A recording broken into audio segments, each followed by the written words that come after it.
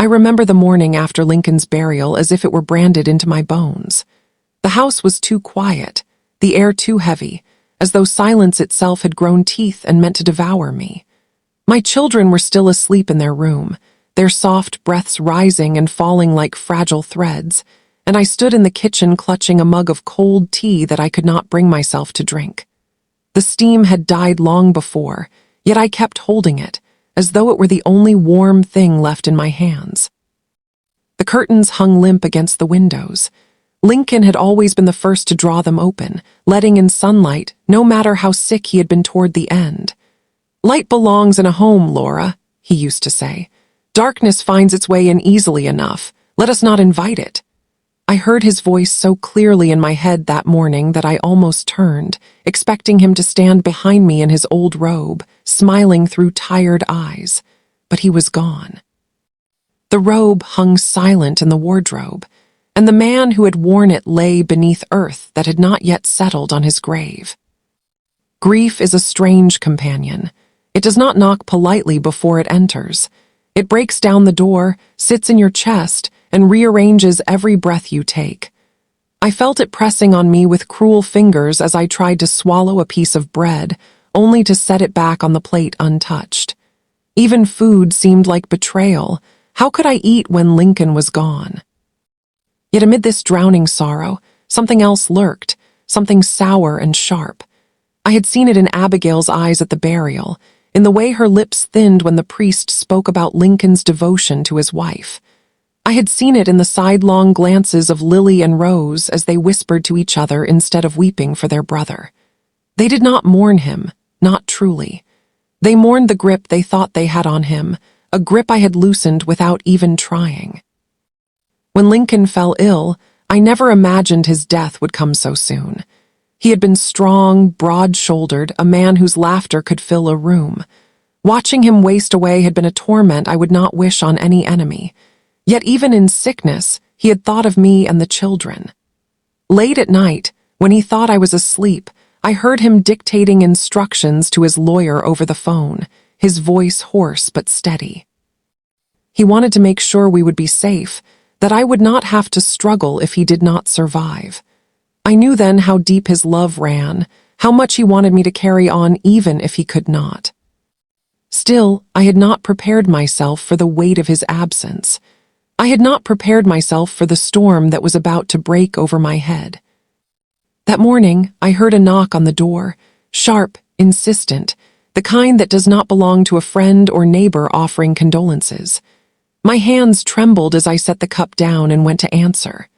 On the porch stood Abigail, draped in black, her eyes glistening not with sorrow but with something harder. Lily and Rose flanked her, their arms folded across their chests as though they were sentinels on some cruel mission.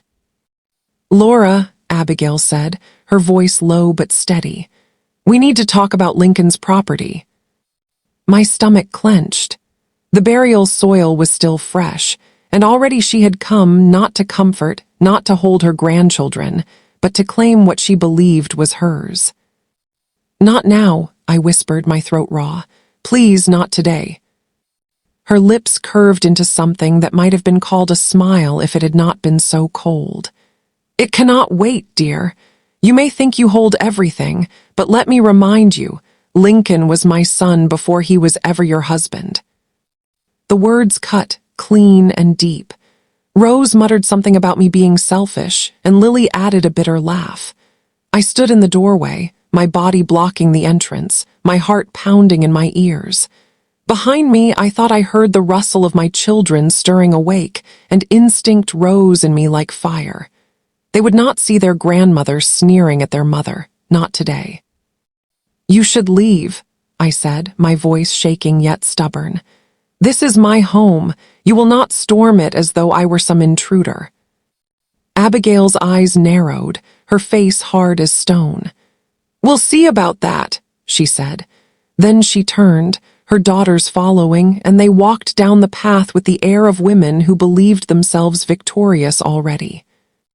I shut the door, leaned against it, and slid down to the floor, my breath breaking in sobs I could no longer hold back. The battle had begun.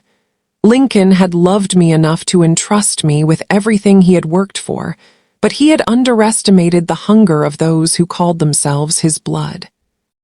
I pressed my forehead against the wooden door and whispered into the silence, "I will fight them, Lincoln, for you, for our children. I will not let them take what you built."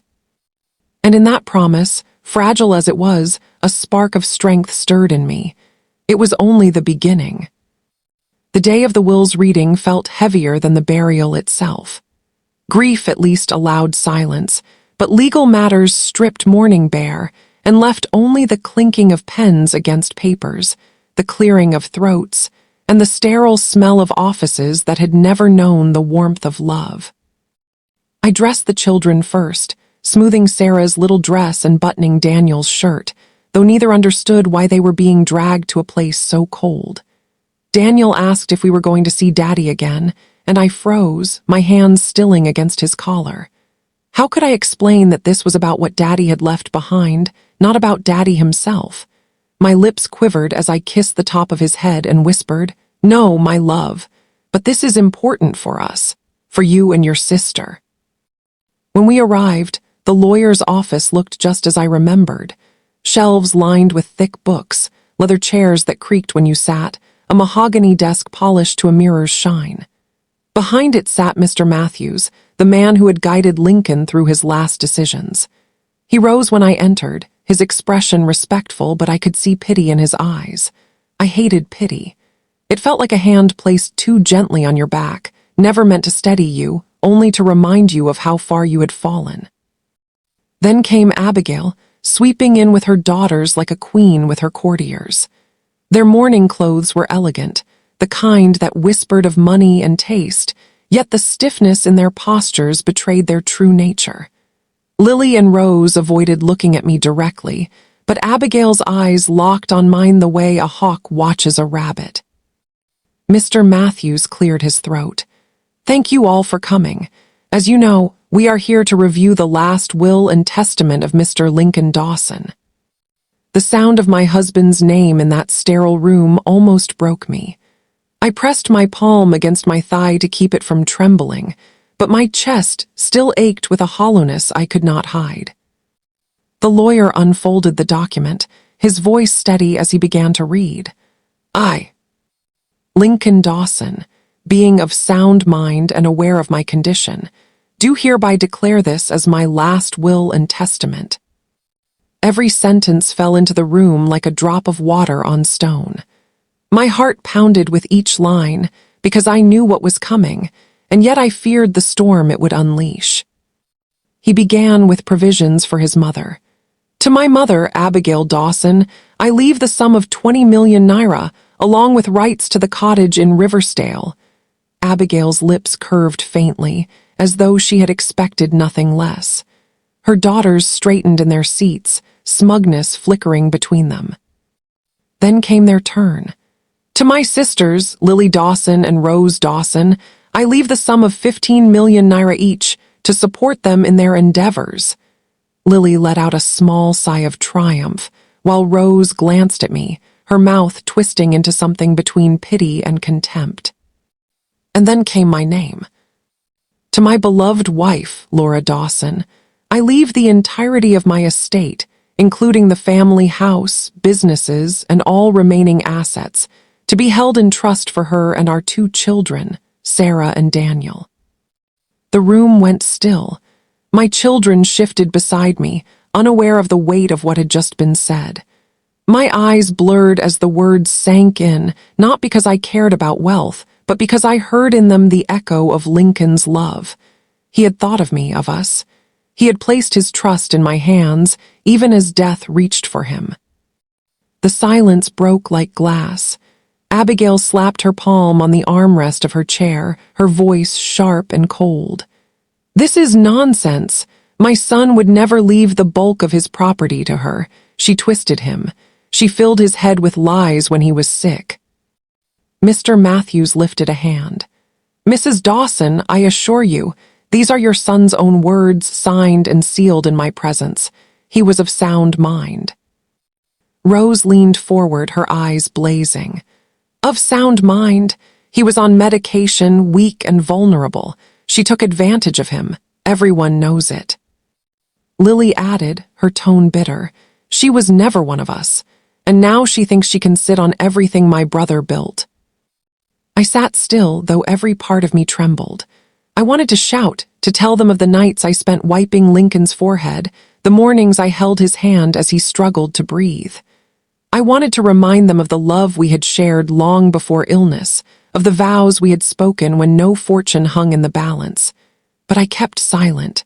Lincoln's voice in my heart whispered, "Stay calm. They will show the world who they are." Abigail stood, her black veil trembling with her fury. "Mark my words, Laura, this is not the end. You may sit in that chair and smile like a queen, but you will not keep what belongs to us. Blood is thicker than vows." I rose too, my knees weak but my spine straight. "Lincoln's blood runs in Sarah and Daniel," I said quietly. "And it was his will, not mine, that you heard today. You can hate me, Abigail. You can despise me for marrying your son, but you will not erase me from his life, and you will not take from his children what he left them." Her face hardened, her lips pressed tight until her mouth vanished into a thin line. Without another word, she swept out of the room, her daughters close behind, their heels striking the floor like hammers. When they were gone, Mr. Matthews exhaled heavily and looked at me with a kind of sadness that weighed more than comfort. "Prepare yourself, Mrs. Dawson," he said. "This is far from over." I gathered my children close, Daniel clinging to my skirt, Sarah's small hand in mine. My heart quaked, but my voice, when I whispered to them, was steady. "We'll be all right. Daddy made sure of it." Yet inside, I knew a war had begun. The days that followed the reading of Lincoln's will were like walking through a town where every corner held a hidden knife.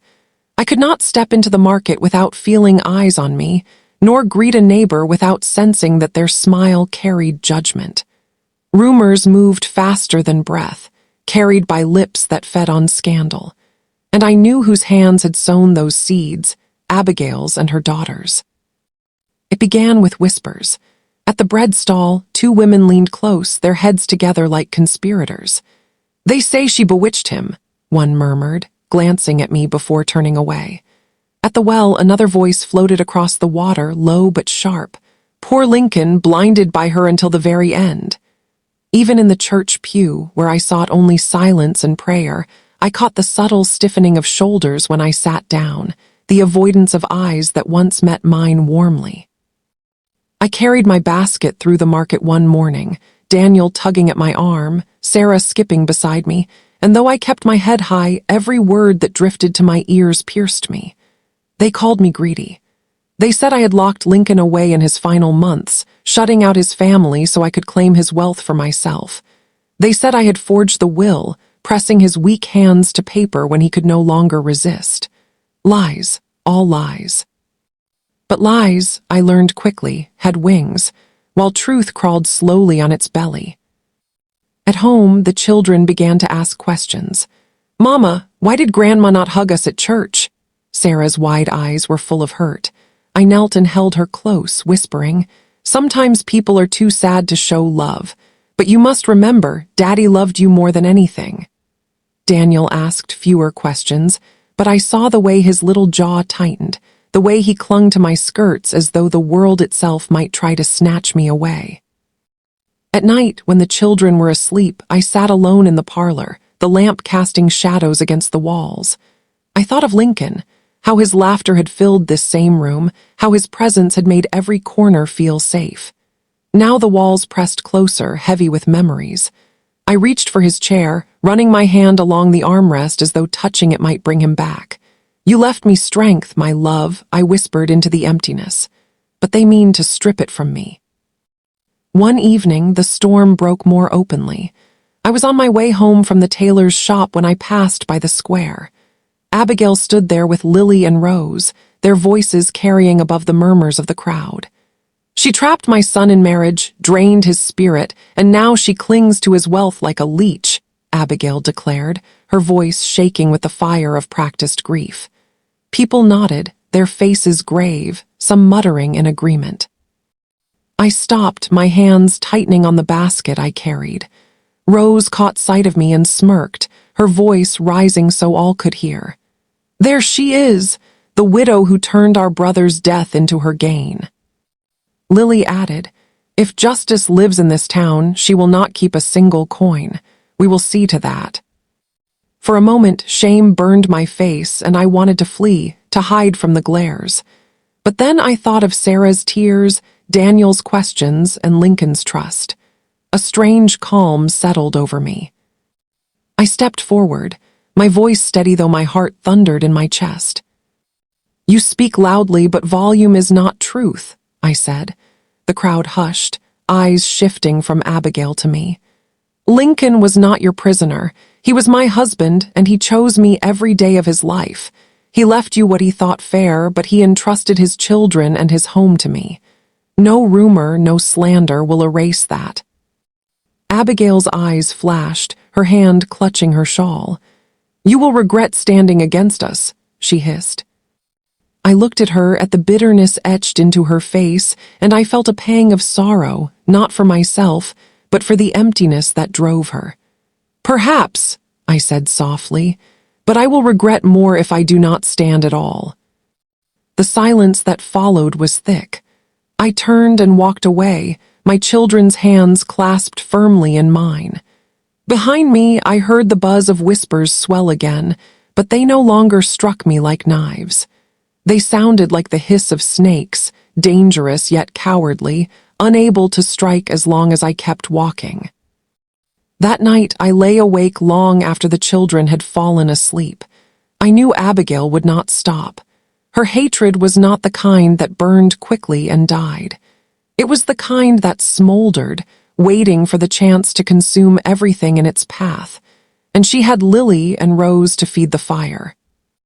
But so long as breath remained in me, I would not let that fire reach my children. Lincoln had left me his trust, and I would guard it as fiercely as a lioness guards her cubs.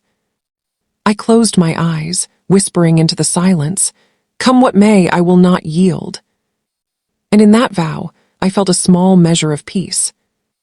The house had begun to feel like a fortress under siege. Every day, I expected a knock at the door or a letter slipped beneath it with some fresh accusation. Still, I clung to the routine, cooking for the children, cleaning, guiding Sarah through her reading, and teaching Daniel his sums. Ordinary acts became my rebellion. If Abigail and her daughters wanted me broken, I would show them I could stand tall in the face of their cruelty. But their patience was not long. It was a Tuesday evening when the assault came, not with words but with bodies. The children and I had just finished supper. Sarah was humming a tune her father used to sing, her small voice sweet against the heavy silence of the house, when the door banged open without warning. Abigail stepped in, her black shawl wrapped around her like a cloak of judgment, and behind her came Lily and Rose. They did not knock. They did not wait for invitation. They stormed in as though the house already belonged to them. My heart leapt into my throat. "What are you doing here?" I demanded, rising so quickly my chair scraped against the floor. Abigail's eyes swept across the room, lingering on the family photographs that lined the mantelpiece. Lincoln with his arms around me, Lincoln cradling Sarah as a newborn, Lincoln holding Daniel on his shoulders.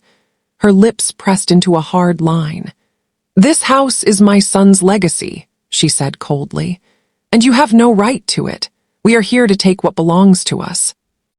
Daniel let out a frightened cry, clinging to my skirt, while Sarah shrank back, her hands gripping the edge of the table.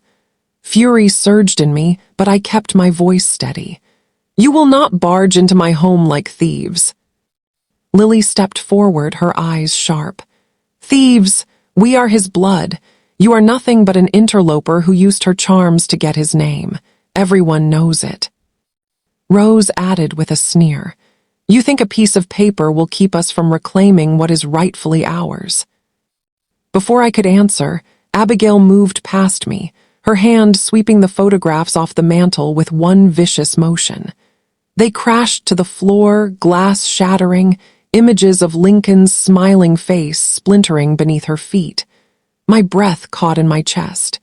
It felt as though she had struck him all over again, this time not in life but in memory. "Stop this," I cried, my voice breaking. "Have you no shame?" "Shame?" Abigail turned to me, her eyes blazing. "My shame is that my son wasted his life on you, that he left everything in the hands of a woman who never belonged to this family." Sarah burst into tears, running to clutch at me, and Daniel began to sob against my skirt. My children's cries pierced deeper than any insult. In that moment, something inside me hardened. I straightened, gathering them close, and faced Abigail head-on. "You may tear his pictures," I said, my voice low but fierce. "You may call me names and spit on my place in his life, but this house is not yours. It is mine, and it is theirs." I stroked the children's hair. "And I will not allow you to frighten them in their own home." Lily scoffed, "Brave words for a widow with no allies. You think you can keep fighting us? We'll see you in court. We'll see you begging when the judge takes all this away." They turned then, sweeping out with the same violence they had entered, leaving shards of glass scattered across the floor and silence so heavy I could barely breathe. I sank to my knees among the broken frames, gathering the photographs with trembling hands. Lincoln's smile stared back at me from beneath cracked glass, but even broken, his eyes still held warmth. I pressed the picture to my chest and wept, quietly at first, then with the full weight of my anguish. The children cried too, their small bodies pressed into mine. When the storm of tears passed, I wiped my face and looked at them. "Do not be afraid," I whispered, though fear still clawed at my heart. "They can shout, they can lie, they can break glass, but they cannot break us." I believed it when I said it, but that night, as I lay awake listening to the children breathe, the truth gnawed at me. Abigail had money, influence, and venom enough to poison every ear in town. I had nothing but Lincoln's will, a piece of paper, and the fragile courage of a widow with 2 young children. And I knew then that the fight would not stay within these walls. It would be dragged into the courts, where whispers became accusations and accusations turned into weapons. I closed my eyes, gripping the sheets tightly. "Hold me steady, Lincoln," I prayed into the darkness, "because they mean to ruin me." The first time I stepped into the courtroom, my knees almost gave way beneath me. The place smelled of varnish and dust, the kind of smell that clung to old wood and older grudges. The benches creaked as people shifted, whispering behind their hands. They had come as though to a theater, eager to see the spectacle of a widow pitted against her dead husband's kin. I felt every pair of eyes on me as I took my seat beside my lawyer, Mr. Benson, a thin, gray-haired man whose spectacles slid down his nose whenever he leaned forward. Across the room, Abigail sat between Lily and Rose, her back ramrod straight, her chin lifted in disdain. She wore black still, though her mourning veil had been discarded, as though grief itself was no longer necessary for display.